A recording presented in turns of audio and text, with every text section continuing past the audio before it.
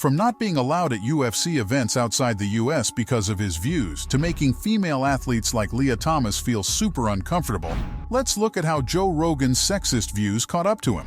Because he wasn't a commentator at UFC 289, fans weren't really surprised by his absence. Before the event, MMA Junkie announced Joe wouldn't be there, and that Paul Felder would be taking his place. Felder's a fan favorite too, considering he's a legendary UFC veteran. Plus, he made for a great commentator throughout the night, keeping things entertaining throughout. Paul joined John Anik and Daniel Cormier in the UFC broadcast team, which made for a very interesting trio. Almost as interesting as the main events. While reports were pouring in about Joe not being there for the night, people were starting to notice that there was no reason given for the comedian not being there. Fans and others in the UFC world started speculating about why Rogan missed the chance to be there for this iconic night, and there are a few reasons. For one, the podcast host is known for not attending events outside of North America. Remember the time that he wasn't there for UFC 283 in Brazil in early 2023? Paul Felder filled in for him then too. Again, Joe didn't cite a specific reason, but he also doesn't have the time to fly to a different continent because of his busy schedule. Now, if you noticed, I said North America, not just the USA. That's why it's really odd that Joe didn't just fly to Vancouver to cover the PPV event. Once again, you could assume it's because of his hectic schedule. But come on, Vancouver's close by. He couldn't spare just 24 hours for one of the most exciting nights ever. That's exactly why fans think that there might be a deeper reason Rogan wasn't there at the event. Given his past comments, it's no surprise that he doesn't want to leave the US. That's where the major chunk of his fan base that agrees with his opinions is from. After all, he's praised by his audience in America for the same controversial opinions that garner criticism from everyone else in the world. Plus, Joe's known for being unapologetically sexist and transphobic. And the worst part? He has an army of supporters. The UFC commentator made headlines when he gave his views on transgender athlete Fallon Fox, and spoiler alert, he said some straight-up hateful things. Rogan didn't even flinch while he talked about this extremely sensitive topic. It makes sense why he didn't want to go all the way to Canada, one of the safest countries for trans and non-binary people. They have some strict laws in place to protect these minorities, the same minorities that Rogan has a problem with. After MMA fighter Fallon Fox was forced to come out, the fight world erupted. Everyone was quick to turn on her, and Joe Rogan was one of the first. People were accusing him of inciting hatred towards the fighter because of everything he said on his podcast. Not only did he call her transphobic slurs, but the commentator also added that she shouldn't be competing in the women's division at all. Mind you, all this is coming after the Championship Fighting Alliance assessed all her physical attributes, like bone density, muscle strength, and estrogen levels. He went on an 8-minute rant on the pod, saying that he disagrees with Fallon calling herself a woman. Joe went on to say that just because she's a trans woman doesn't mean that she should be allowed to fight women in MMA. In fact, his exact words were, "No f***ing way." Rogan has a lot of thoughts about this topic, and he thinks if you had a male genital organ in the past, you'll always have the same bone structure that came with it. He gave the example of bigger shoulder joints, but people were quick to point out that if his theory was true, the CFA would have never let her compete. It looks like Joe's opinions are set in stone because he straight up said, "I don't care what anyone else thinks." The commentator added that Fox is a fucking man, going as far as to demean trans athletes like her, saying, "That's a man." Notice the word "that"? It's really disrespectful how he can't even refer to Fallon by her name. What's crazy is, in this particular episode of his podcast, Joe was more worked up than usual. And even though everyone knows that Rogan's not one to censor himself, he was dropping way more F-bombs than usual, saying that Fox is fucking up because she's competing against female fighters. He kept talking about how the fighter still has way too many physical advantages over the rest of her opponents, and wasn't backing down.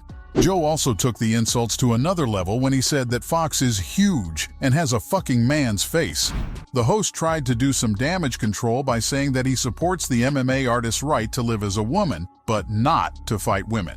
Get this though, the presenter contradicted himself by saying that she's not really a she. Instead, he said that Fallon Fox is a post-op person, taking the personal disrespect to an even crazier level.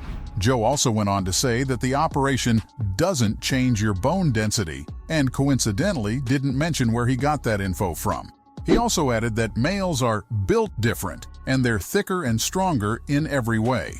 Old Joe also gave the basic example of punching, saying that a man can do it way harder than a woman. To this day, Rogan sticks by his strong opinions. Yes, and that's despite all the support Fallon Fox was getting.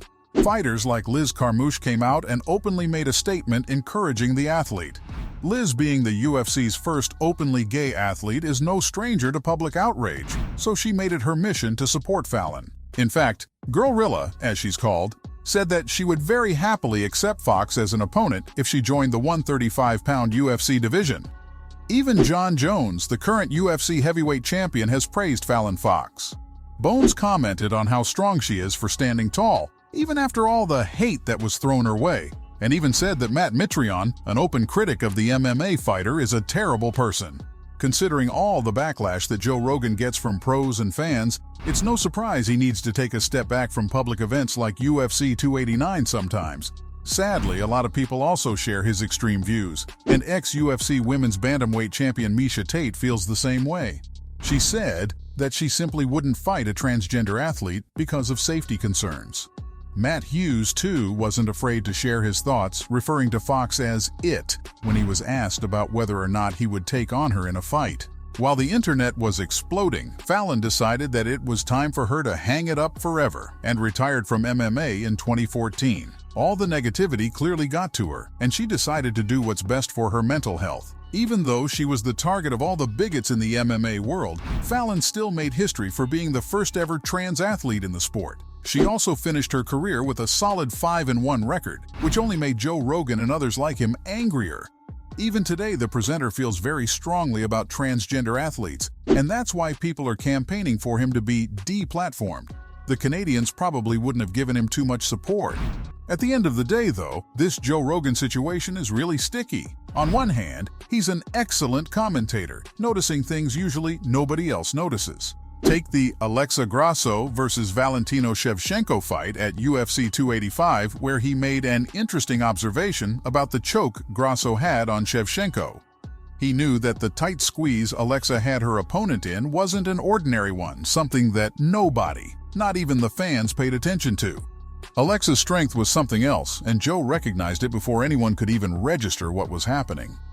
Fans are starting to wonder, though, if his detailed commentary is worth all the hateful comments. Is the fact that he's being sidelined from international fight nights mean that he's losing support? The signs are definitely there. Plus, the whole thing with Fallon Fox isn't the only time that he's incited hate against a whole group of people. The podcaster doesn't hide his views about transgender athletes from the world. In fact, he actively campaigns against them, like he did with Leah Thomas. She's one of the few athletes who are trying to compete in tournaments in the face of all the resistance from other people.